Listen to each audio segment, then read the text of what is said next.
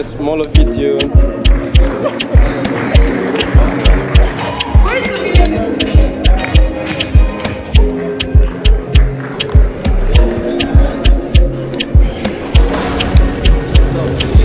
My name is David Campbell. I am the hotel manager with Marriott, with 4 Points Kigali and Marriott Hotel. Well, I think you always expect the same. It's always excellence and good service. So Marriott is obviously proven that they're a market leader with their service and their product. And we're very proud to be accepting this award from the Rwanda Tourism Chamber. We're extremely the recovery in Rwanda and particularly Kigali has been exceptional, and that's mainly due to the fact that the Rwandese government and RDB has been so instrumental in pushing the recovery so fast, and the tourism board. So what we've experienced is a very fast recovery, and that's all due to the support from our government colleagues in RDB and it's for sure. Let's just come to Rwanda, come to Kigali. You're going to meet beautiful people, you're going to see a beautiful country, and you're going to have a great time. That would be my message to anybody that wants to travel over the festive season. Yeah. What this award means to you? This award means that we are doing our job right, and we are doing the city of Kigali and the country of Rwanda proud. And that's the main thing that this award means to myself and the team.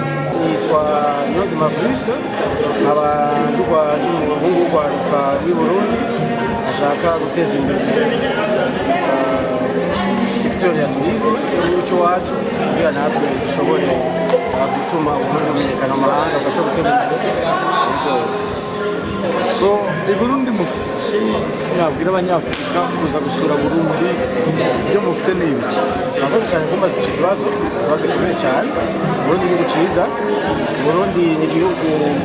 gifite hospitality gishobora kwakira abantu neza ingenzi igihugu gifite security ubonye après des années abantu benshi bazaye bakazigiti hari ngo ihari hama ikindi naco Burundi bufite Tanganyika kiro ke donc le plus performant Burundi bufite India kidoshe Burundi bufite abadramas bigishora akaba ari bo ba mbere kwisi bama batsinda ama competition yose ibintu byinshi novuga dufite culture dufite ibintu byinshi muri ni igihugu cy'abanyukanye b'u Rwanda n'iki umuco w'u Rwanda n'u Burundi nakora MOU ukagira imikoranire u Rwanda n'u Burundi nico ikibazo gikomeye cyane ndashaka ndabibuse yuko kera avant yuko tubakolonize hari u Rwanda Urundi kandi nkaba ndabibuza ko kapitali ya Bujumbura ari Bujumbura yuko bisikora yuko ababiligi cyangwa abadagi baje kutukoloniza barandira ku Rwanda bari nk'abakukanyi bari nk'abavandimwe so rero nibaza ko n'ubunye ushaka ko bibandanya bityo bigendanire y'u Rwanda n'u Burundi bibandanya komera cyane rwose kurusha nuko byari bimeze kera kandi urabona yuko meme na leta zacu zose zikoze bikorera kugira bigende neza muri visit Burundi ni iki cyane gikurura abakerarugendo cyane kurusha ibindi bihugu yo umurebye deja nkuko twavuze twita yuko turi igihugu gifise abadramas ba mbere ku isi hama aussi turafise opportunité za Lac Tanganyika ni ikintu gikomeye cyane ibindi bihugu bidafise dufise amaplage meza abantu bashobora kuza gutemberako abantu bashobora kuza kuruhukira ikibanze cyane ubona kiruta ibindi ubona abantu bakunda kuza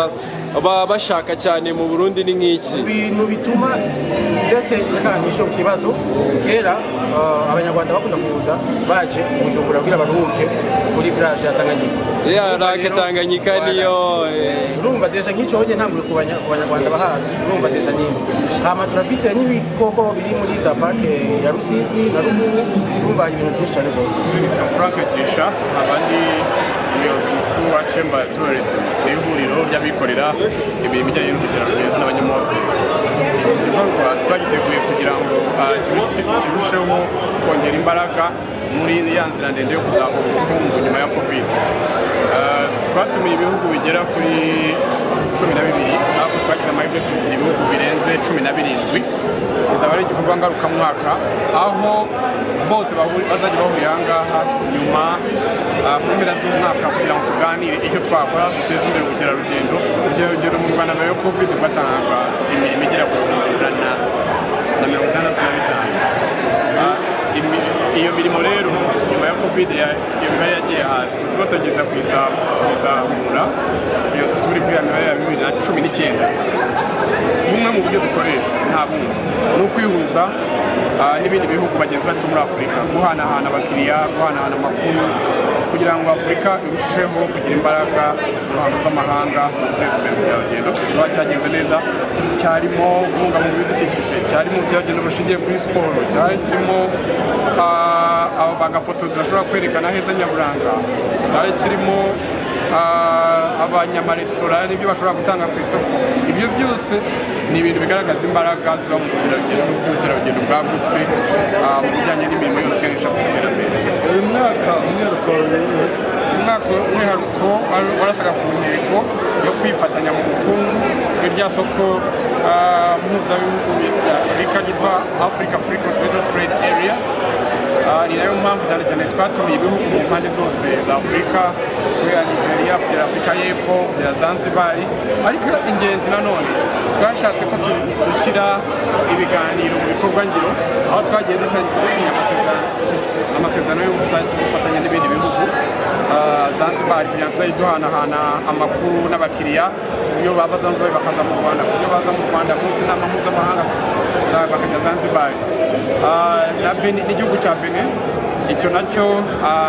ariko abo bose n'abikorera kugira ngo turebe twarushaho guhana abakiriya iyo usuye ingagi umwaka biragoye cyane kugira ngo uyu mwaka uzagaruke mu Rwanda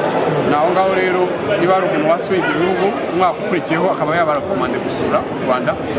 ibyo byose twabigiriye amasezerano yanditse yanasinye n'ikindi gihugu cya Zanzibar nayivuze Benin nayivuze noneho n'indi mpuzamahanga yitwa Africa Tourism Board ariko cyane bikajyana intego y'ingenzi yuko bigiye gukorera iyi Rwanda Tourism Week marketing ku buryo umwaka utaha tuzagira hano conference yagutse nini yikubye nka gatatu kurenza iyi ngiyi tugize umwaka ibushize yari ifite ibihugu bitandatu ubu tugize 15 kugira ngo turusheho umwihariko umwaka utaha harimo we noneho umwaka hazabamo ishoramari mu bukerarugendo harimo no kubungabunga ibidukikije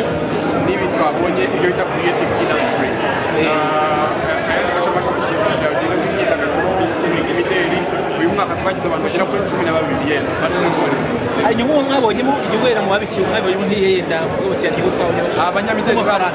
abanyamideli amafaranga niyo haje abantu mu nama amahoteli barya ibiryo byacu n'ibindi byose bamaze hano ni imwe mu nama zigira abantu benshi batinda hano niko twayikoze